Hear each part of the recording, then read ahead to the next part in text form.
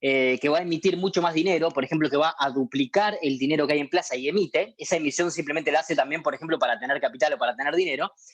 Lo que termina de hacer es inyectando mucho más capital a la sociedad o al mercado, que es el capital que nosotros tenemos y el cual ganamos anteriormente. Y al haber mucho más capital, lo que hace es, tiende a valer obviamente mucho menos. Si emitimos el doble de dinero que hay, lo que va a pasar es que el dinero va a pasar a valer la mitad. Porque el valor en el mercado es el mismo, solo que la diferencia es que ahora hay muchos más billetes. Por eso, de alguna manera, esto es una herramienta, o el dinero es una herramienta, yo a veces lo digo, es el impuesto más justo y más injusto del mundo, y es el más justo en el sentido de que le pega a todo el mundo por igual, porque pega sobre el dinero, que hay gente que tiene más y gente que tiene menos, pero es injusto porque lamentablemente, y a lo largo que pasa el tiempo, siempre nos vemos castigados, simplemente porque el gobierno lo usa como una herramienta para poder afrontar otras cosas. Lo podemos ver hoy en países como Argentina, como Venezuela, donde incluso se critica que suben los precios, pero en realidad lo que suben no son los precios, sino que lo que cae es el valor del dinero. O sea, esencialmente eso es lo que pasa. Entonces alguien dijo, bueno, yo no quiero tener dinero que sea emitido por algún banco y que si el día de mañana quiere emite mucho más y me hace perder mucho valor.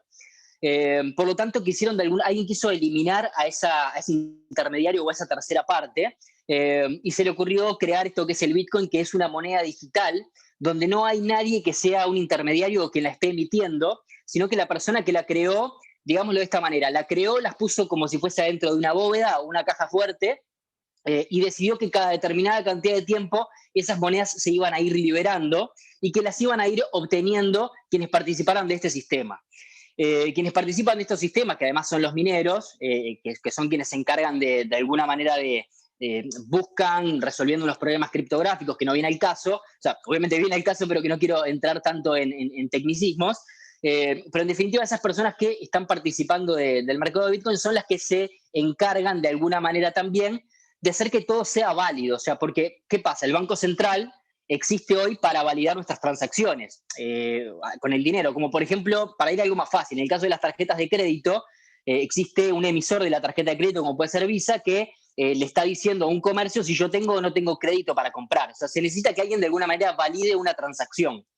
En este caso, lo que se hizo en el caso del Bitcoin fue que quienes validan las transacciones son las personas que están de alguna manera trabajando sobre esa plataforma, que son muchas, y en definitiva son muchas computadoras que están conectadas en todo el mundo, y cada vez que alguien hace una transacción, todas esas computadoras que están conectadas en el mundo se encargan de validarla. Se necesita que más del 50% de las computadoras lo validen para que eso efectivamente ocurra, por lo tanto es virtualmente imposible de que se den errores o que de alguna manera alguien malintencionadamente quiera intervenir sobre la Bitcoin o no validar transacciones. ¿Por qué? Porque deberían ponerse de acuerdo más de la mitad de las personas que trabajan no que trabajan en Bitcoin, sino que están minando o que de alguna manera validan transacciones, tendrían que ponerse de acuerdo y eso es virtualmente imposible.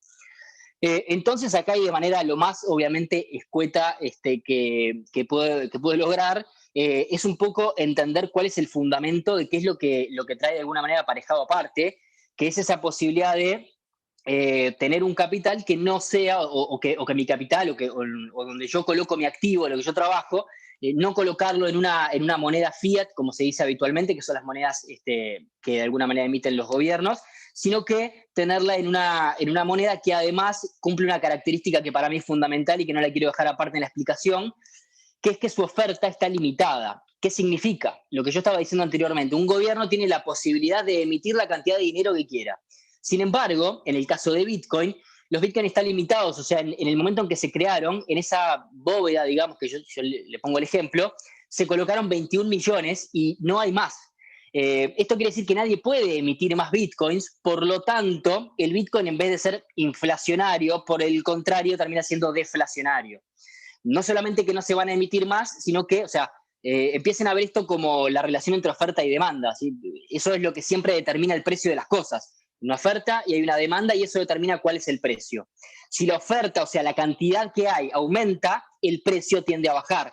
Pero si la demanda aumenta, el precio tiende a aumentar. Y acá lo que tenemos es que la oferta de bitcoins suele estar bastante limitada por la gente que vende y además porque directamente está limitada ya por la emisión, pero lo que sí aumenta constantemente es la cantidad de gente que está demandando bitcoins. Y por eso también es que vemos que a lo largo, más allá de estos periodos de burbuja donde sube mucho y después termina cayendo, si nosotros analizamos la tendencia en el largo plazo, la tendencia en el largo plazo de Bitcoin es positiva, o sea, obviamente es alcista, y para mí la gran explicación de eso es porque la gente en definitiva invierte sobre el fundamento que tiene Bitcoin, que es esto que acabamos de explicar, más que sobre las burbujas, que lo que sucede en este momento es que ahora empiezan a venir muchos inversores que o se perdieron las oportunidades antes, que eso se le llama, psicológicamente se le llama FOMO, que es como el fear of missing opportunity, es el miedo a perderse la oportunidad,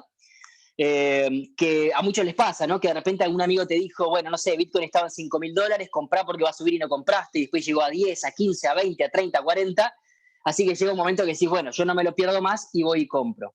Pero bueno, creo que el tema del precio quizás lo podemos manejar un poco para el segundo bloque. Creo que ahí dejo un poco para la introducción y bueno, cualquier consulta, obviamente, hay mucho para hablar del tema, ni que hablar.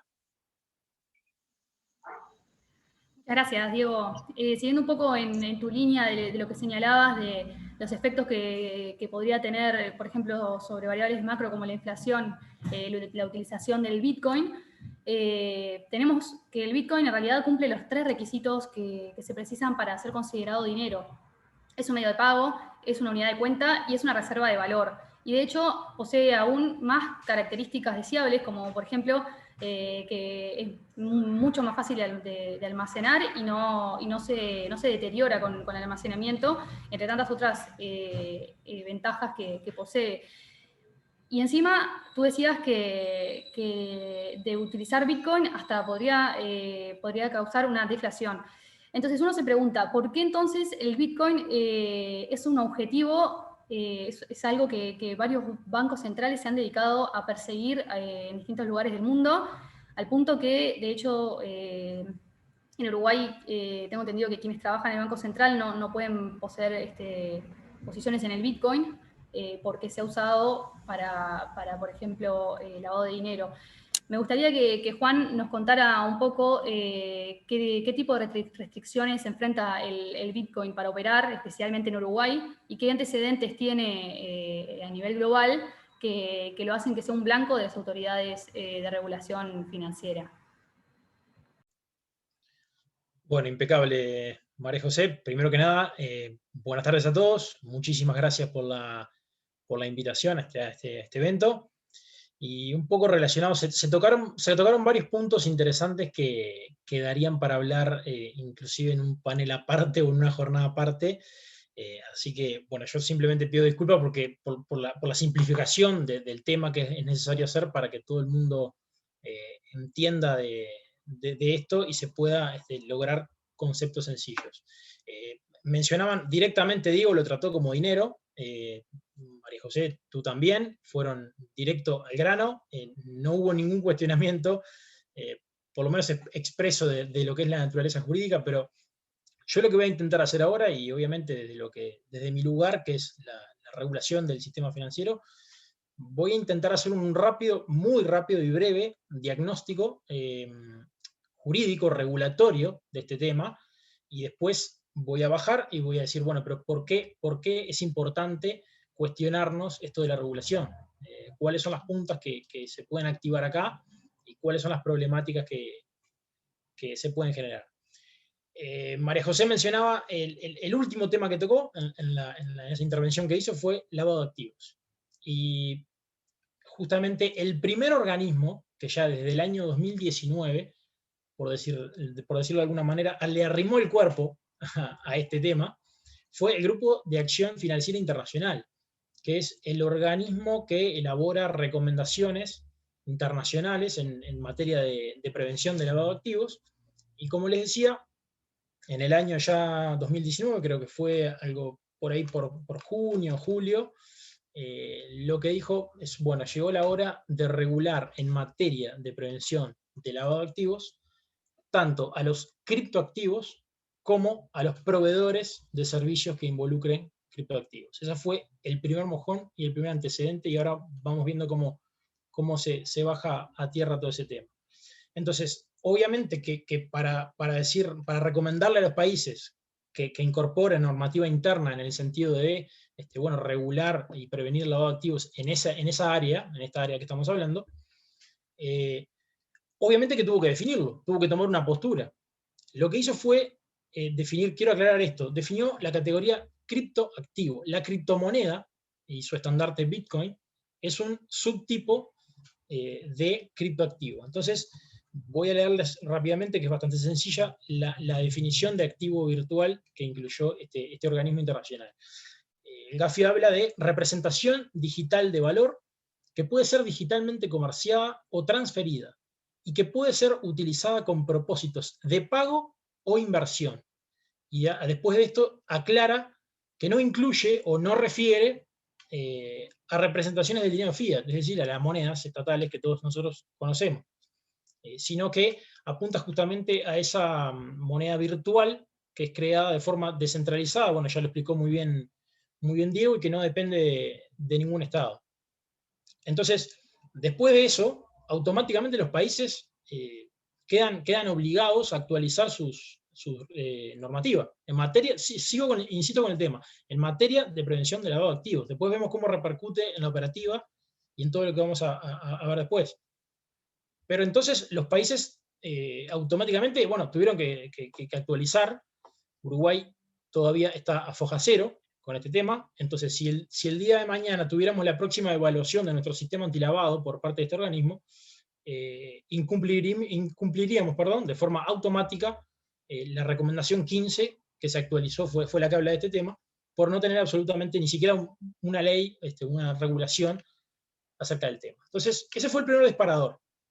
A partir de ahí los países empiezan a mover, se empieza, bueno, la moda Bitcoin da que hablar, después nos olvidamos un poco, lo retomamos, hoy estamos en un momento ideal para armar este panel, y entonces se vuelve a cuestionar el tema, ¿no? y hablar un poco del tema. Entonces, haciendo un recorrido rápido, sacó el Banco Interamericano de Desarrollo, sacó un estudio que difundió mucho la ONG Bitcoin Argentina, un estudio muy bueno sobre la regulación en este tema en lo que es América Latina, y un poco confirma, salió hace relativamente poco, un poco confirma las impresiones que por lo menos yo tenía de este tema. Y la regulación, cuando no es nula o inexistente, termina siendo miope, ¿bien? O tímida, por calificarlo de alguna manera. ¿Por qué inexistente directamente? Porque todavía no se ha tocado el tema, no se ha asumido que esto hay que empezar a mover con esto, y se ha desentendido del tema.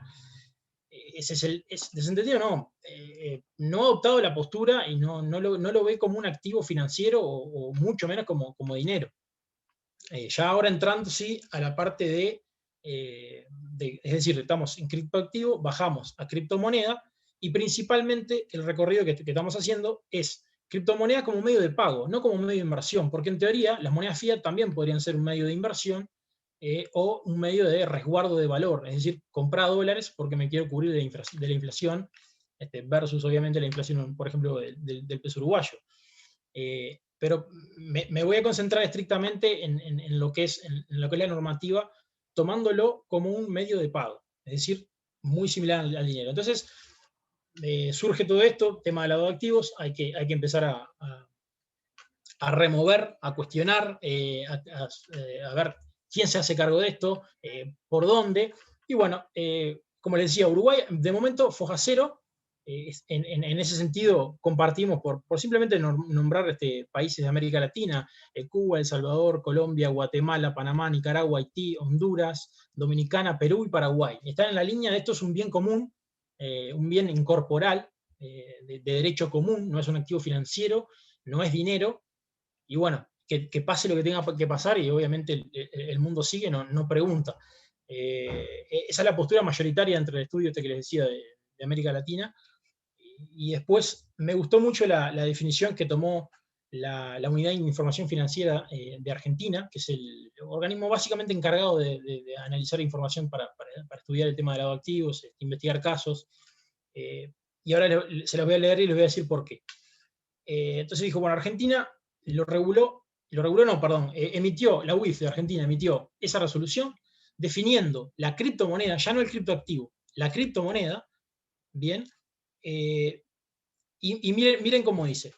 Representación digital de valor que puede ser objeto de comercio digital y cuyas funciones son la de constituir un medio de intercambio y o una unidad de cuenta y o una reserva de valor, pero que no tienen curso legal, ni se emiten ni se encuentran garantizadas por ningún país o jurisdicción. Es decir, a mí por lo menos me enseñaron con el perdón de la expresión que si tiene 4 patas, tiene cola, orejas y ladra, es perro. Entonces, acá lo que hicieron fue copiar la definición del Gafi, nombraron las 3 características del dinero, se lavaron las manos y no dijeron que era dinero. esa es la realidad. Entonces, esta definición reúne los conceptos, las características económicas, no recuerdo bien si la nombraba Diego o María José o entre los dos, pero no termina diciendo que es dinero. Hoy le decía, bueno, entre la poca regulación que hay en América Latina, algunos lo califican ahí tímidamente de monedas privadas, es el caso de Bolivia. Después, la regulación que yo le llamo miope es lo regulo y lo defino a efectos tributarios. Ese es el caso de Brasil y Chile, lo califican como dinero digital, pero a los solos efectos de fijar los distintos tipos de tributos, de impuestos que le corresponden. Entonces, es como regulo para lo que me conviene, desde el punto de vista del Estado, ¿no? Regulo para lo que me conviene y lo otro, bueno, arréglense como puedan. Y después, directamente, por ejemplo, un caso de prohibición como método de pago es el caso de Ecuador, es decir, dejan especular, dejan tomarlo como un activo de inversión, pero no dejan utilizarlo como medio de pago, lo prohíben y lo persiguen. Yo creo que en eso no hay que caer, pero más adelante en mi segunda intervención vamos a hablar de eso.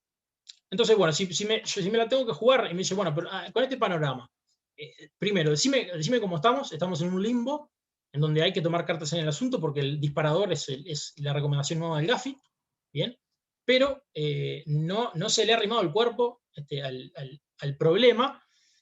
Me consta que el Banco Central del Uruguay está trabajando e inauguró una oficina de innovación que básicamente está apuntado para la fintech y todos estos fenómenos, y está avanzando en el tema, y seguramente de luego después habrá alguna mesa de intercambio para ir avanzando. Pero la postura oficial desde el año 2018 que se pronunció es la que le decía hoy, con el resto de la mayoría de países de América Latina, bien incorporar, comprar una cosa, y esto no es un activo financiero.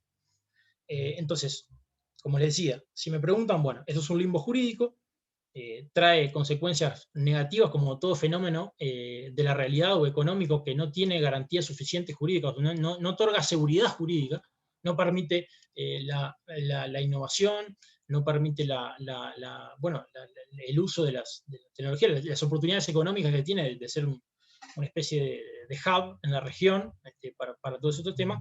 Y bueno, todos similares problemas derivados de la no certeza, de la no seguridad jurídica, tanto para los actores de lo que sería la industria, como para el usuario también, porque no nos podemos olvidar de la protección del usuario. Entonces, con este panorama, ¿cuál es mi postura? Básicamente, esto es dinero en vías de desarrollo. Esto es dinero privado en vías de desarrollo.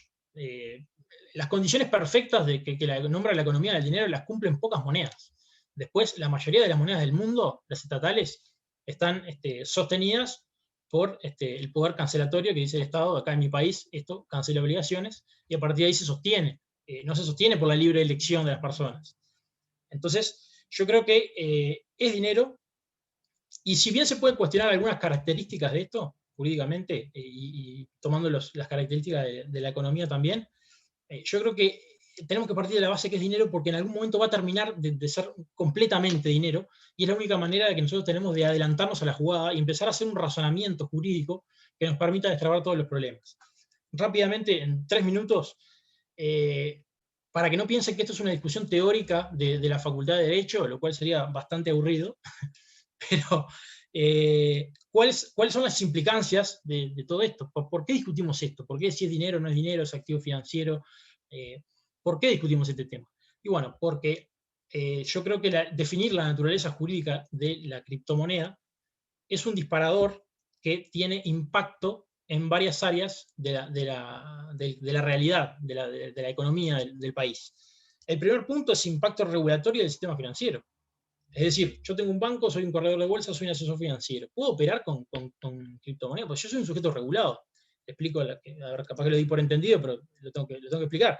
Esas actividades están enteramente reguladas por el Banco Central, no es una actividad libre, entonces tengo que respetar ciertas reglamentaciones. Entonces, y hay algunas reglamentaciones que me dicen que yo exclusivamente me puedo dedicar a una cosa, el famoso objeto exclusivo de algunos de los sujetos regulados. Entonces, ¿hasta dónde puedo ir y hasta dónde no? Eso le pierde seguridad jurídica, como les decía, tanto a la industria y a los actores de la industria, como a los consumidores o al usuario de servicios financieros, como se llama acá en la normativa banco centralista. Bueno, tiene un impacto también dentro del impacto regulatorio del sistema, obviamente, intermediación financiera, si lo pueden hacer los bancos o no. ¿Qué pasa con la Carta Orgánica del Banco Central? ¿Tiene competencia para regular? ¿No tiene competencia para regular? ¿Puede posicionarse parte de sus reservas en criptomonedas? Como seguramente en algún futuro termine pasando. Y bueno, todas esas cuestiones. Después, el segundo punto, prevención de lavado, lo decía María José. ¿Quién es la autoridad competente? Es decir, tenemos una obligación internacional de regular en materia de lavado, pero ¿quién es legalmente que tiene competencias para hacerlo? ¿Quién es el que tiene legalmente competencia para controlar a quienes se pueda controlar? Que básicamente son los intermediarios. La figura principal va a ser el exchange, que es la casa de cambio digital, pero no se olviden que esto también puede ser peer-to-peer, persona a persona, y eso ya se complica mucho más de controlar. Después tiene un impacto tributario, como les decía. No vale regularlo solo los efectos tributarios. Es decir, está bien y ayuda y da certezas, pero la idea es que se regule también de forma operativa. Y bueno, también tiene un impacto, aunque ustedes no crean, laboral. Pero estamos hablando de sistema financiero, estamos hablando de criptomonedas, me salí con el tema laboral. Sí, ¿por qué? Hace 3 días, por ejemplo, Twitter dijo que estaba, la empresa Twitter dijo que estaba evaluando abonarle el salario a sus empleados en criptomonedas. Bien, entonces, hay una prohibición por el convenio 95 de la Organización Internacional del Trabajo, obviamente, el cual es vinculante para Uruguay, de que el salario no se puede pagar en totalidad en especie. Yo tengo una relación de dependencia y me pagan en la totalidad en bitcoins, ¿viola la prohibición? No, bueno, no lo vamos a definir ahora, pero simplemente quería bajar esto a tierra y decir, esto no es una discusión teórica, o en principio puede parecer una discusión teórica, pero tiene serias repercusiones prácticas y cada vez más va siendo la hora de encarar este tema. Y bueno, con eso doy lugar a Pedro y espero que haya quedado por lo menos más o menos claros el diagnóstico regulatorio del problema. Gracias, Juan. Antes de pasar al testimonio de Pedro, quería hacerles un par de preguntas para cerrar un poco el primer bloque. Empezando por Diego. Diego, hablabas del mining del Bitcoin. Básicamente el mining es una de las estrategias que existe para obtener rentabilidad a través del Bitcoin. Implica conseguir tipos especializados que a través de un sistema, de un mecanismo de programación que es bastante complejo para que yo lo pueda explicar, logran obtener Bitcoin y a través de eso obtienen una tasa aproximada de pago en Bitcoin.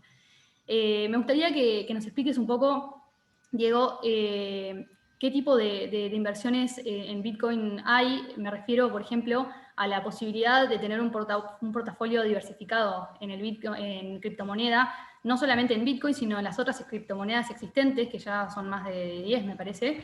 Y qué tan conveniente puede ser tener posiciones en Bitcoin, pero también en otro tipo de activo, capaz que en el mercado mismo de capitales. Esto va más que nada enfocado para una persona que en Uruguay quisiera invertir y quisiera comenzar a tener una cartera de inversiones. ¿Qué tan conveniente le es centrarse específicamente en invertir en criptomoneda?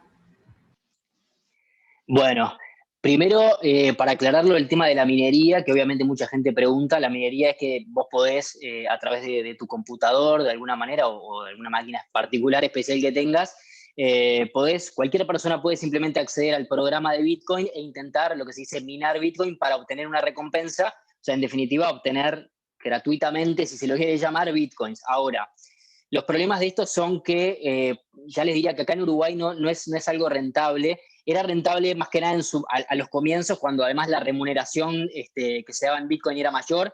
A lo largo que pasa el tiempo, lo que se llama la tasa de emisión de Bitcoin, los Bitcoin que van saliendo al mercado, de esos 21 millones que había en la boda, son cada vez menos. porque va disminuyendo, entonces en realidad son cada vez menos bitcoins que hay para poder sacar de esa, para poder minar, y cada vez más gente que está minando. A todo eso hay que agregarle que tiene un costo energético que no es menor, el hecho de que estén funcionando las computadoras. Una computadora simple hoy no sirve, tenés que comprarte una con mucha más potencia, porque ya hay un desarrollo detrás de todo esto.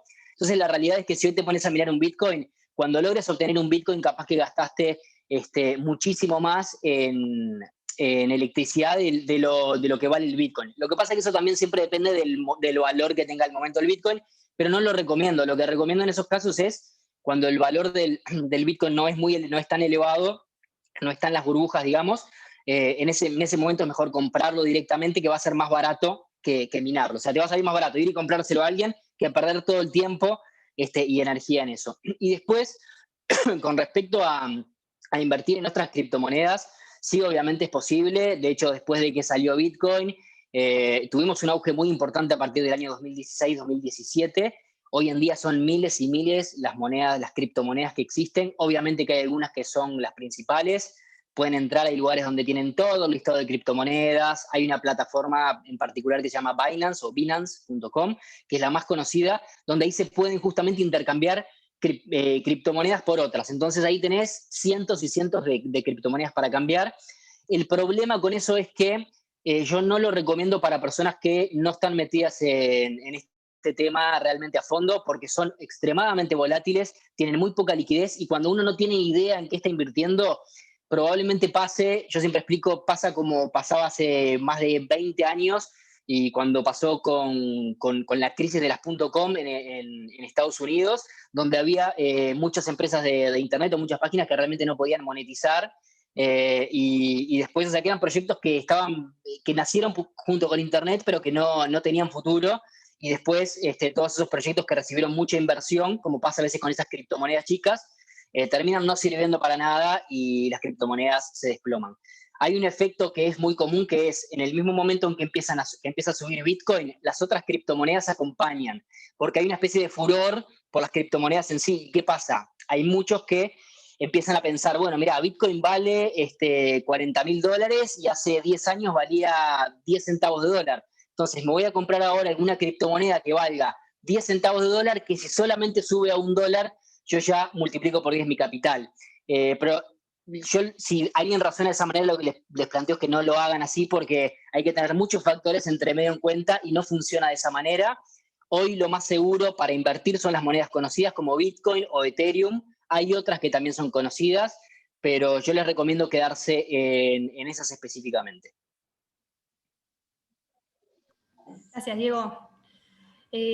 Ahora tengo una pregunta para Juan. En Uruguay la conducta de inversión aún permanece bastante rezagada, no así la de ahorro. Creo que somos varios los que pensamos que con todo el furor del Bitcoin, cada vez más gente, y específicamente gente joven, se ha animado a invertir y a manejar, sus ahorros de forma más riesgosa. Me gustaría que nos dijeras más o menos qué tipo de riesgos pensás que puede representar una inversión en Bitcoin para el uruguayo. Una persona que desempeña una tarea de empleado público o privado, ¿qué tipo de riesgo le puede generar a futuro el hecho de tener posiciones en Bitcoin, o directamente si ese riesgo es inexistente? Bien, María José, gracias por la pregunta, quien la hizo. En primer lugar, corresponde hacer un disclaimer: yo no soy asesor en inversiones, bien, así que bueno, voy a dar mi punto de vista por transitiva a la actividad y a mi especialidad. Yo creo que sí, es verdad que hay mucha más cultura de ahorro y no así de inversión. Lo que me parece que hay que dejar en claro es que si yo voy a pensar solo esto en función del Bitcoin, y si pongo plata o no pongo plata en el Bitcoin, no estoy invirtiendo. A ver, Diego después me lo podrá discutir o me podrá poner algún reparo, y bienvenido sea, me parece fantástico. Pero me parece que invertir, por lo menos de forma, entre comillas, de forma seria, es definir objetivos de inversión, definir qué quiero hacer, a dónde quiero llegar, bien, y en función de eso voy a construir todo un portafolio diversificado de riesgo, en el cual obviamente cada vez más la gente va a tener en cuenta el Bitcoin, o el profesional que está asesorando en la materia va a tener como una de las opciones de diversificación del riesgo el Bitcoin, pero me parece que sería un error, por lo menos desde mi punto de vista, y no siendo asesor de inversiones, me parece un error hablar de que invierto en Bitcoin o no invierto en Bitcoin. Yo lo que me parece, si yo lo tuviera que hacer, diría, bueno, primero buscaría asesoramiento profesional y como segundo paso, me sentaría con ese profesional y hablaría de mis objetivos, qué quiero hacer, qué no quiero hacer, en cuánto plazo pienso utilizar el dinero o para qué, en función de objetivos. Y en función de eso, hay muchas herramientas que se adaptan, eso es como un traje a medida, que se adaptan a esto. Bitcoin puede ser una, va a ser cada vez más una, sin dudas, pero yo no recomendaría en ningún caso, por un tema de error en la planificación o de asumir demasiados riesgos. Para todas las actividades especializadas hay profesionales dedicados a la materia, y yo recomiendo una vez más consultar a un profesional. Impecable, Juan. A ver, volviendo un poco al caso de Uruguay, algunas empresas ya han empezado, y algunas personas ya han empezado a tomar posiciones en Bitcoin, y de hecho también se ha empezado a aceptar el pago con Bitcoin para la provisión de servicios. Ese es el caso de Broly, por ejemplo, cuyo cofundador nos acompaña hoy, Pedro Koppelmeyer. Broly es una librería que es la primera librería uruguaya en aceptar Bitcoin como medio de pago, lo cual es sumamente novedoso, así que le dejo el espacio a Pedro para que nos cuente un poco su experiencia. Gracias, María José. Bueno, primero que nada agradecer al CED por elaborar esta actividad tan linda en conjunto con nosotros. Y antes de entrar, me parece en el caso particular nuestro, que creo que puede servir para ilustrar algunas cuestiones, estaba viendo algunas de las preguntas que hicieron. Alguien pregunta el caso de medio de pago, que María José había dicho que Bitcoin cumple la función de medio de pago. Obviamente no nos vamos a meter en detalles acá, pero cada una de las cosas que define qué es una moneda o no, medio de pago, unidad de cuenta, reserva de valor, son espectros. Es decir, si yo fuera a contratar a Juan para que sea mi abogado y él me acepta una silla como medio de pago, esa silla es medio de pago. Ahora, es menos medio de pago que el peso uruguayo. Hoy en el mercado local, obviamente Bitcoin se acepta como medio de pago en determinados lugares. Broly, nuestra librería social, uno de los cuales aceptamos, pero es menos medio de pago en el sentido de que tiene menos aceptación a nivel local, por lo menos. Es decir, es un espectro, no es cumple o no cumple hacia rajatabla. No hay moneda perfecta. Para los fans del Bitcoin y la gente que lo apoya, como creo que somos varios de acá, consideramos que tiene ciertas características que lo hacen mejor que las monedas emitidas estatalmente. Pero de vuelta, no es tan blanco-negro. En el caso nuestro, nosotros, para los que no nos conocen, somos nos definimos como librería online solidaria. Vendemos libros, por cada libro que vendemos donamos uno a una escuela pública acá en Uruguay. Y hace poco decidimos empezar a aceptar no solo Bitcoin, sino una cartera de criptomonedas como medio de pago. Hoy en día aceptamos 6 criptomonedas, una de las cuales es Bitcoin, 2 de las cuales se consideran stablecoins, que es básicamente una criptomoneda, pero que su valor está atado a otro valor. Por ejemplo, hay monedas que son criptomonedas que existen en el ciberespacio, por decirlo así, pero que siguen el valor del dólar, es decir, que no tienen dinámicas de precio propias. ¿Por qué nombro esto? Por uno de los factores que creo que podemos ilustrar con el caso nuestro. Hace poco vendimos un libro por Bitcoin. Un señor, un uruguayo, nos compró con Bitcoin un libro, 810 pesos. En vez de pagarnos 810 pesos, nos pagó, si no recuerdo mal, 0.00053 algo, una chorreada de números, en Bitcoin. Hoy eso, que en el momento que él lo transfirió valía 810 pesos, vale más de 1000. Lo que nos lleva a un tema que es cuál es el incentivo para gastar un dinero que es deflacionario. Porque si yo considero que la oferta está limitada y la demanda va a seguir creciendo, no lo gasto, me lo ahorro, lo uso como vehículo de inversión. Por eso también que en Broly aceptamos ese otro tipo de monedas que tienen dinámica de precio diferentes y están atadas, por ejemplo, al dólar o una canasta de monedas. Es decir, es una dinámica también interesante de analizar, no tanto el abstracto de si va a triunfar Bitcoin, si no va a triunfar Bitcoin, si va a llegar a $100.000, si va a llegar a $1.000.000, sino como qué se va a usar. Creo que esa es una batalla que todavía se está dando, pero es interesante pensar, acá hay economistas, gente que sabe mucho mejor que yo de las dinámicas, de lo complicado que es el incentivo de gastar una moneda que es deflacionaria. que por la parte de la reserva de valor te sirve un montón, porque vos estás manteniendo tu valor ahí, sabés que no se va a erosionar, pero a la vez te choca con ese incentivo de gastarlo y usarlo como medio de pago. Ese es un debate también interesante. Después alguien preguntaba cuál es el valor del día de hoy. Eso también nos lleva a una de las maneras que lo implementamos nosotros en Broly. Una de las cosas que saltan enseguida cuando se habla de Bitcoin es la volatilidad. Es decir, que el precio varía mucho y varía muy rápido. ¿Esto por qué? Porque es uno de los mecanismos, como bien decían Diego y María José, más limpio de oferta y demanda. Es decir, hay muy poca intervención. Si la demanda sube un montón o baja un montón en un momento dado, el precio refleja eso muy rápido. Entonces lo que puede pasar es que entren a Broly, por favor háganlo, tenemos grandes libros, entren a Broly, deseen comprar un libro, e incluso puede variar el precio del Bitcoin. Pongan que lo quieren comprar con Bitcoin porque quieren hacer una primera experiencia y lo quieren comprar con Bitcoin. Puede ser que el precio de Bitcoin varíe desde que ustedes le dan a comprar hasta que se procesa la compra. A ese punto llega la volatilidad. Entonces lo que nosotros implementamos, nosotros trabajamos con Coinbase como intermediario, que es como una especie de cambio. Es una de las empresas más conocidas en el espacio, tiene más de 1000 empleados, etcétera, nos da cierta seguridad. No hacemos peer-to-peer, que es lo que comentaba Juan Manuel, utilizamos a ellos en el medio para dar también cierta confianza a los clientes. Nosotros establecimos un método de parar la volatilidad.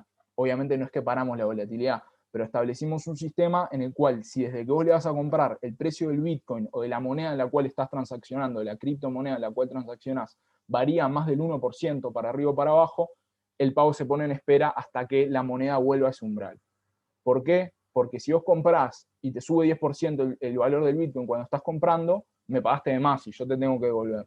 Esos son ciertos retos técnicos que tiene la transacción en un medio de pago tan volátil como es el Bitcoin, que hay vueltas para darle, como le dimos nosotros, pero también genera la existencia de estas otras criptomonedas, como las stablecoins que mencionaba recién, que a priori, capaz que hay gente que no las banca tanto como el Bitcoin, a priori parecían más aptas para funcionar como medio de pago. Hoy en día, si no me equivoco, el valor del Bitcoin está en dólares rozando los 50.000, creo que estaban 48, y la conversión a pesos sería un Bitcoin más o menos 1.300.000 pesos. Pero una cosa que nosotros no mencionamos es que no tenés por qué comprar un Bitcoin si querés entrar. Puedes comprar fracciones mínimas de Bitcoin, que se llaman sats o satoshis, que son como partes del Bitcoin. En este sentido, si quieren, para hacer una prueba, pueden comprar $1 de Bitcoin, $10 de Bitcoin. Capaz que los mata el fee, la comisión, al comprarlo, pero perfectamente se puede hacer. Y bueno, en el caso nuestro, ha sido una experiencia linda. En Uruguay es una comunidad no muy grande en términos de cantidad de gente, pero sí muy, muy emocionada y muy afectuosa. Y creo que es un buen paso para dar. A nuestro entendimiento somos la primera y única librería en Uruguay que acepta criptomonedas como método de pago. Y a pesar de que hay retos como los que mencionábamos de la aceptación como método de pago, del tema de la volatilidad, etcétera, creo que es una experiencia que está buena y creo que todos pueden por lo menos aprender un poco, porque creo que es una oportunidad interesante y sin duda hoy es una oportunidad que está más de moda que nunca, pero está muy buena para aprovechar. Y última cosa que quería mencionar, con el tema de los precios y la volatilidad y cómo me meto en Bitcoin, cómo aprovecho, etcétera, hay maneras, que ahí Diego seguro que lo puede explicar mejor que yo, pero hay maneras de estar expuesto en tu portafolio de inversión a lo que se llama el price action, al precio del Bitcoin, sin necesariamente tener Bitcoins. Por ejemplo, hay una alternativa bastante conocida que es el GBTC, el Grayscale Bitcoin Trust, que básicamente vos compras acciones en un fondo, como compra cualquier operador de bolsa, que ese fondo tiene 100% de sus activos en Bitcoin. Entonces, básicamente, sacando fees y comisiones, estás expuesto al precio del Bitcoin sin tener que tenerlo. Esa creo que es una alternativa de inversión que Diego debe conocer mucho más, pero para la gente que quiere estar como en la movida sin tener que tener todo el lío de comprar los Bitcoins, guardarlos, si los guardo en una wallet en software o si los guardo en cold storage, en un pendrive, en la casa de mi vecino, creo que es también una buena manera de mojarse los pies para la gente que ya esté en los mercados financieros, de saber eso, que para estar involucrado en Bitcoin no necesariamente es necesario comprarlos y tener los Bitcoins. Y bueno, Joaquín pregunta si la transacción puede quedar en stand-by hasta que el precio retorne a ese rango de más o menos 1%. En Broly sí, pero porque nosotros lo hicimos eso con Coinbase. No es que siempre vaya a ser así. Y hay una cosa que creo que es muy buena aclarar, es que en Bitcoin no hay devoluciones. Una vez que vos transferiste. Nosotros sí, porque obviamente, digo, lo manejamos así, pero si alguien en algún momento vos haces una transferencia y le errás y le metés un 0 de más, y esa persona decide no devolvértelo, vos no tenés a nadie a quien acudir, por las cosas de las cuales hablaba Juan Manuel. Entonces, eso es una cosa que tenemos nosotros, pero no necesariamente lo tienen todas las tiendas que acepten Bitcoin, o sea que infórmense y vean cuando vayan a utilizarlo como medio de pago esos aspectos de la volatilidad y eso. Pero bueno, traté de pasar un poco por la mayoría de las preguntas y contar un poco de la experiencia. Después, cualquier pregunta que tengan me la pueden hacer también a los muchachos del CED, a mí por privado. O sea que, por mi parte, a menos que tengan alguna pregunta, estaría. Impecable, Pedro. Muchas gracias. La verdad que es muy interesante escuchar un testimonio de primera mano de alguien que acá en Uruguay, con un emprendimiento propio, utiliza el Bitcoin y lo utiliza no solo tiene tendencias personales, sino que lo utiliza como medio de pago de su negocio. A veces algo que suena tan en las nubes como es el concepto de criptomoneda, en realidad está más cerca de lo que pensamos y es más sencillo acceder de lo que se cree. Ahora me gustaría ir redondeando un poco con algunas preguntas, también tomando de algunas preguntas que ha hecho el público, que Pedro ya ha respondido algunas, muy bien respondidas, pero quisiera preguntarle a Diego qué tanto cree que efectivamente el Bitcoin vaya a ser lo que se considera la moneda del futuro, qué tanta convergencia existe hacia eso, o de la forma contraria, si estamos efectivamente ante una burbuja y en realidad el aumento del precio no responde a lo útil que va a ser, sino a una mera especulación y qué efectos podría tener eso sobre los inversionistas.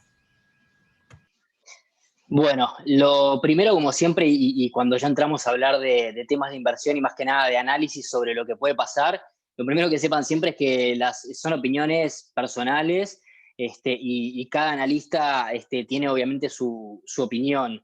A mí me gustaría además complementar todo eso con algo que aclaraba bien Juan. En su momento cuando yo hablé sobre las criptomonedas en general, yo hablaba de que Bitcoin y Ethereum eran más recomendables que las otras criptomonedas, no por esto, y eso dentro de las criptomonedas, pero me gustaría también hablar de las criptomonedas dentro de todos los activos financieros en realidad. Me gustaría por lo menos que la gente sepa que la volatilidad que tienen hoy en día hacen que sea un instrumento de inversión, pero de riesgo, y dentro de todos, de los más arriesgados que podemos conocer hoy en día. Entonces, a la hora de invertir en alguna criptomoneda, ya sea Bitcoin, Ethereum, o si incluso deciden alguna otra más pequeña, como les digo, es incluso más riesgoso todavía, tienen que tener en cuenta que el capital que van a invertir tiene que ser un capital que ustedes estén dispuestos a perder. Siempre lo digo de esa manera. Más allá de que ustedes tienen un montón de herramientas para poder limitar las pérdidas, uno puede comprar un determinado precio y poner que solamente si baja un poquito venderlo, pero yo lo que sugiero siempre es que esto sea con capital que sea excedente. De hecho, me pasa a mí que a las personas que me hayan escuchado en estos últimos años, en charlas, cursos o lo que sea, desde el año 2016, fácilmente 2015, estoy empujando mucho para adelante al Bitcoin porque realmente le veo fundamentos. O sea, durante muchos años de mi vida me dediqué a estudiar otros instrumentos financieros, empecé con las divisas, seguí con las acciones y durante toda mi vida en realidad siempre los hice todos. Y cuando aparecieron las criptomonedas y Bitcoin, lo que yo encontré en Bitcoin fue además un instrumento o un activo financiero que para mí y para mi análisis era bastante más sencillo de descifrar que otros, porque lo que ha pasado con Bitcoin hasta ahora es que en realidad siempre ha tenido una tendencia alcista. Lo que pasa con Bitcoin es que tiene una tendencia alcista en el largo plazo, pero en el corto plazo se dan tirones muy altos, lo que llaman las burbujas, con caídas posteriores. Ahora, nosotros generalmente vemos las noticias y dicen, bueno, un día te dicen el Bitcoin superó los $20.000 y al otro día a veces las noticias te dicen el Bitcoin se hundió y se desplomó.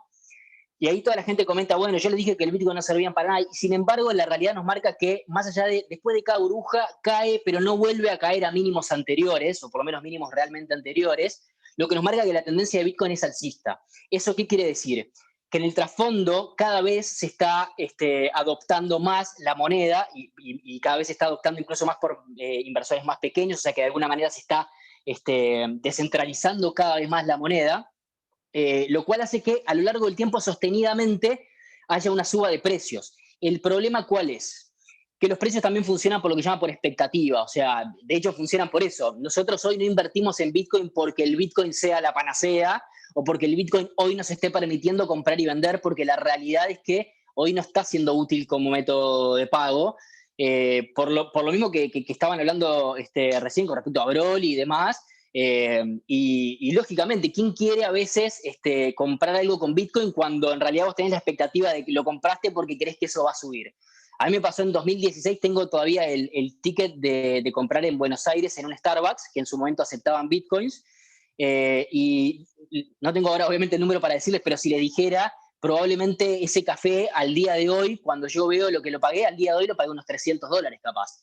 Entonces, eso es lo que hace que quizás no te quieras deshacer de tu Bitcoin y que hoy no esté funcionando como medio de pago y que esté funcionando más como un instrumento de especulación, de especulación financiera o de inversión, y de especulación que también a veces entran muchos actores en juego, por lo tanto, psicológicamente lo que pasa es que la gente suele querer comprar cuando el precio está caro. O sea, cuando el precio, por ejemplo, recuerdan que el precio llegó a 20.000 en el año 2017, bueno, ahí todo el mundo quería comprar. En enero del 2017, de 2018 todo el mundo quería comprar. Ahora, cae después a 3.000 y cuando cayó a 3.000, que en realidad valía casi 7, 8 veces menos, perdón, casi un 70, 80%, 7, 8 veces menos, sí, ahí nadie quería comprar Bitcoin. O sea, en aquel momento me acuerdo que era, o sea, y pasa siempre lo mismo, no hay demanda. Entonces, ¿qué pasa? La demanda la terminan generando a largo plazo aquellos que realmente creen en Bitcoin y en el corto plazo aquellos que especulan con lo que pueda pasar en el momento. Ahora, para mí lo que va a pasar es lo que pasa siempre, que estamos ya obviamente ante una burbuja. Eso es muy sencillo, abrir un gráfico y darse cuenta que estamos ante una burbuja del precio, donde el precio subió de forma desmedida en un periodo corto de tiempo y por lo tanto en algún momento se va a pinchar. Ahora, ¿qué es lo que en realidad queremos saber? Bueno, es hasta cuánto puede llegar. Porque si esa burbuja llega a $500.000 y después se pincha hasta 200.000, entonces, bueno, todavía estamos en un muy buen momento. Y el hasta dónde va a llegar siempre, obviamente, es muy difícil. Yo les voy a decir mi opinión personal en cuanto a los análisis que yo vengo por lo menos manejando. Y tenía una primera resistencia ahora en los $50.000. Me parece que en el caso de que pase ahora los $50.000, más allá de que obviamente entre medio puede rebotar un poco más y un poco menos, me parece que Bitcoin en esta ola va a llegar por lo menos hasta los 90.000, 80.000 o 90.000, creo que por lo menos va a llegar en esta, y el potencial técnico es en realidad a que llegue a bastante más de $100.000 en esta burbuja, pero yo no me animo todavía a llegar tan arriba. Sí creo que todavía no estamos, veo la consolidación del mercado, veo en qué etapa estamos y todavía no estamos en una etapa de alta demanda. Esa es la realidad. Estamos en una etapa donde ha subido, como bien mencionaron, el precio subió también por algunos factores rápidamente, como lo de Elon Musk y demás, pero a mí el tiempo me ha demostrado que el Bitcoin se mueve más de forma técnica que fundamental. Todas estas cosas que empiezan a pasar ahora son hasta profecías autocumplidas. O sea, ¿qué pasa? Todos empezamos a, de alguna manera, hacer que el precio de Bitcoin suba, porque ahora todos empezamos a demandar más, y si los diarios dicen que va a valer $100.000, entonces yo vengo y compro para esperar a que suba $100.000, y bueno, y eso hace que en definitiva la gente compre y el precio efectivamente suba. Pero como les digo, es muy especulativo el ver hasta dónde puede llegar en esta burbuja. Quienes estamos acá hace tiempo, desde que ya en el año 2018 vimos que había caído por debajo de los $10.000 y que se empezaba a posicionar en los 6.000, ya nos dimos cuenta que la burbuja del 2017 había pasado, y desde allí estamos esperando la nueva burbuja, que es esta, y que, bueno, aquellos que quieran entrar ahora, lo que les digo es, están entrando obviamente en un momento que es de mayor riesgo porque están entrando bastante más arriba. Obviamente lo pueden hacer, pero siempre teniendo en cuenta que el capital que coloquen sea un capital que ustedes se puedan permitir gastar, ¿no? O sea, yo tengo no sé si es una diferencia ahí, pero creo que hay que a veces definir qué es lo que es inversión y qué es lo que es ahorro, cuál es la diferencia entre la inversión y el ahorro. porque a mí me pasa, por ejemplo, que yo tengo algunos dólares, por ejemplo, en el banco, y yo no sé si los considero ahorro. Y si por ejemplo, la mayoría de las personas sí, y si yo los considero ahorro, entonces yo, por ejemplo, personalmente a veces el Bitcoin también lo considero ahorro, porque yo muevo mis dólares a Bitcoin porque creo que en un futuro, no cercano, sino en un futuro lejano, el Bitcoin va a tener un mejor desempeño con respecto a los dólares, entonces prefiero que mi patrimonio, que mi activo, esté resguardado en Bitcoin. Pero claro, sé que la volatilidad es tan alta, y creo que ahí obviamente es donde entra más en juego lo que es ahorro y que es inversión, pero la volatilidad es tan alta que no me la juego a tener todo mi capital en Bitcoin, aun cuando la gente que me escucha sabe que por fundamentos y demás, creo que es algo que tiene todavía para rato más, aunque no se sabe dónde va a llegar. La realidad es que también puede ser que un día algo lo suplante y que la cotización empiece a caer. Pero bueno, por ahora creo que lo que sigue habiendo es expectativa y nada más que eso, pero conozco cómo funciona la expectativa a veces y la psicología de las masas, entonces creo que esa expectativa va a seguir estando por un tiempito más, así que espero, es más, esperemos que de acá al martes pueda haber una ruptura de esos 50.000, si no obviamente puede haber alguna caída posterior y después volver a levantar, o simplemente que ya haya pasado obviamente la burbuja, no lo sabemos. Mi expectativa es que siga subiendo un poco más. Gracias, Diego. Ahora una pregunta para Juan. Daniela Cini preguntaba si un asesor de inversiones regulado puede asesorar e intermediar con un cliente en la compra de bitcoins. Bien, a ver, justo el asesor de inversiones es una figura que no tiene el objeto exclusivo que yo mencionaba hoy, bien, es decir, dentro del mercado de valores está regulado, por supuesto, pero además de eso, por fuera de puede hacer otra actividad. Entonces, ¿dónde está la importancia de lo que mencionaba hoy, de la definición jurídica? Y bueno, ¿qué es? ¿De qué estamos hablando? ¿De dinero, de valores, de un bien común? Porque al día de hoy, como viene funcionando, y en esta postura de que estamos, de que es un bien incorporal de derecho común, una cosa podría serlo, ¿bien? Porque al no estar dentro del ámbito del mercado de valores y no tener restringido su margen de acción comercial, lo podría hacer. Pero bueno, ahí se empieza a generar una competencia desleal, o una posible competencia desleal con aquellos que sí tienen objeto exclusivo, como es el caso de los corredores de bolsa, por un ejemplo. La gente de valores es la categoría de intermediarios de valores, y ahí se empieza a generar una descompensación regulatoria que de la única manera que puede terminar es que asumamos este problema y postura y definamos la regulación. Bien, ahora una última pregunta para quien la quiera contestar. Uno de los oyentes preguntaba, ¿se han escuchado críticas al Bitcoin porque no es posible transformarlo rápidamente en efectivo en cualquier país? ¿Cómo funciona este aspecto? Yo lo que de repente puedo agregar ahí, que me acuerdo ahora que justamente lo habían consultado ahí, sobre cómo de alguna manera invertir en Bitcoin o cuáles son las posibilidades que hoy tenés. Una vez escribimos en el Observador, yo creo que si lo googlean, lo encuentran, sobre Bitcoin y cuáles eran las posibilidades, y ahí está bastante bien explicado y más detallado, pero esencialmente ustedes lo pueden comprar de manera, como llamamos, física, que en realidad obviamente Bitcoin físico no existe, pero para ponerle un nombre, que significa comprarlo en un exchange o a otra persona y tener la posesión del Bitcoin, tenerlo ya sea en tu billetera virtual o que lo dejes depositado en el exchange, que tiene sus riesgos, pero bueno, da igual, es cualquiera de las dos formas lo podés hacer. Para comprar Bitcoins es un poco complicado a veces desde Uruguay, es como que a otra persona, te venden incluso por Mercado Libre, hay grupos de WhatsApp. Hay una plataforma que funciona como si fuese un mercado que se llama Local Bitcoins, que funciona como un mercado libre de Bitcoins.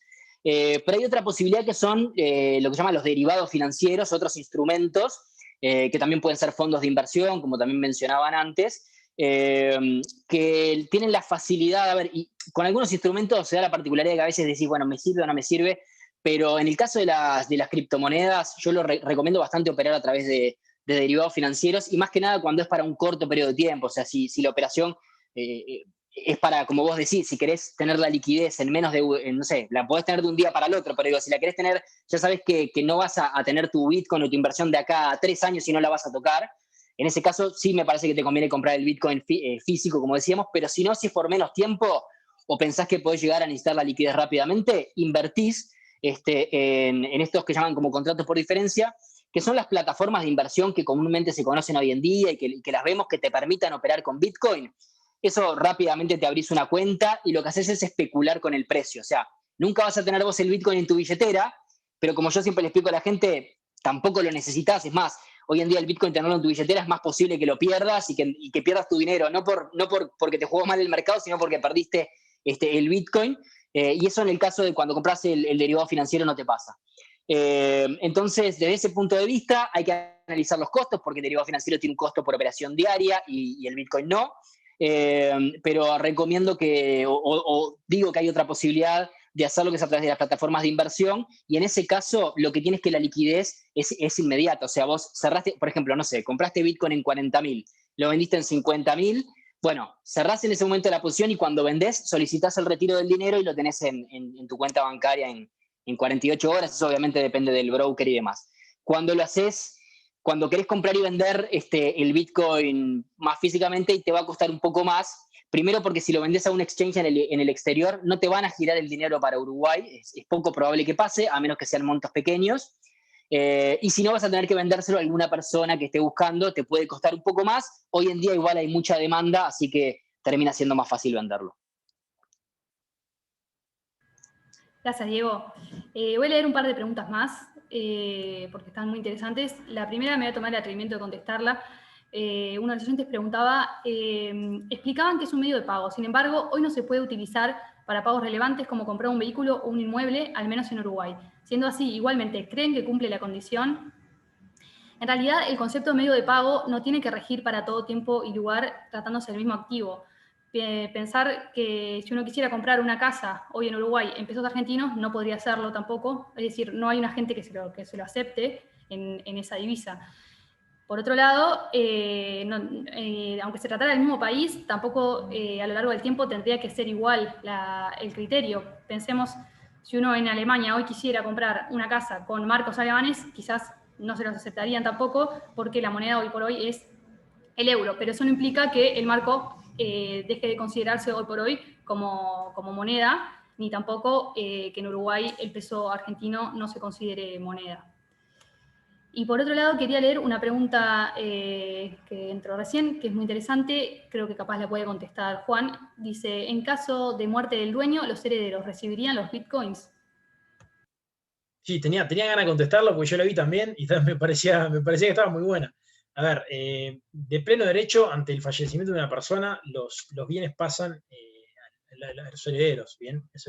En cuanto a eso, no hay ninguna discusión al respecto, porque más allá de la naturaleza jurídica que se adopte o se tenga o se interprete respecto de las criptomonedas, lo que no se puede discutir es que son bienes, ¿bien? Entonces, es susceptible de entrar en comercio, y como tales pasan automáticamente de patrimonio. Obviamente eso lleva lo que puede ser la declaratoria de herederos, después una especie de partición. Ahora hay un problema práctico. La clave, ¿no? Si yo no dejé la clave para acceder, o bueno, depende como la modalidad, ¿no? Que se haya instrumentado esa tenencia de bitcoins, pero ha habido problemas prácticos en ese sentido, y por eso es que hay un universo también, ustedes sabrán mejor que yo, de bitcoins perdidos, que aumenta la tendencia deflacionaria. Es decir, no solo que hay un tope de 21 millones, no solo que estamos en 18, 19, no recuerdo bien, y por eso hay un tope, sino que además hay un porcentaje que no es menor, es considerable, ¿no? Obviamente no es la mayoría, pero es un porcentaje considerable de gente que no perdió la clave, eso quedó flotando ahí y aumenta la tendencia deflacionaria. Por tanto, en los hechos hay menos todavía, o es más limitada la cantidad de Bitcoin. Pero en cuanto a lo jurídico, vuelvo a la idea central, por supuesto que los herederos reciben los Bitcoins, criptomonedas, en tanto bienes. Una cosa, en los hechos, Juan, y para todos, en los hechos en realidad el Bitcoin no es propiedad de nadie, sino que es propiedad de quien los posee o de quien los tiene. O sea, no están a nombre de nadie porque son anónimos. Entonces, si por ejemplo, si alguien falleció y tenía Bitcoins, vos tenés que tener el acceso a ese Bitcoin. ¿Qué significa? No sé, si los tenía en su wallet en el celular, tenés que tener acceso a poder entrar a la wallet. Si los tenés ahí, los transferís a algún otro lado y listo, tuyos. Y lo que podría ser es en el caso donde podría entrar lo que dice Juan, es en el caso de que ese Bitcoin esté depositado, por ejemplo, en un exchange, donde ahí la cuenta está a nombre del cliente, donde se le hizo ya todo un KYC, ¿no? Y todo eso. Bien. Era para sumar ahí lo tuyo, Juan, nomás. Lujo, muchas gracias, Diego. Bueno, entonces ahora ya vamos a ir cerrando porque estamos un poco excedidos de hora, pero quería agradecerles a todos y nuevamente agradecer al CED. Vi que Pedro estuvo contestando una cantidad de preguntas por el chat, así que también estuvo participando de esta última instancia de forma muy activa.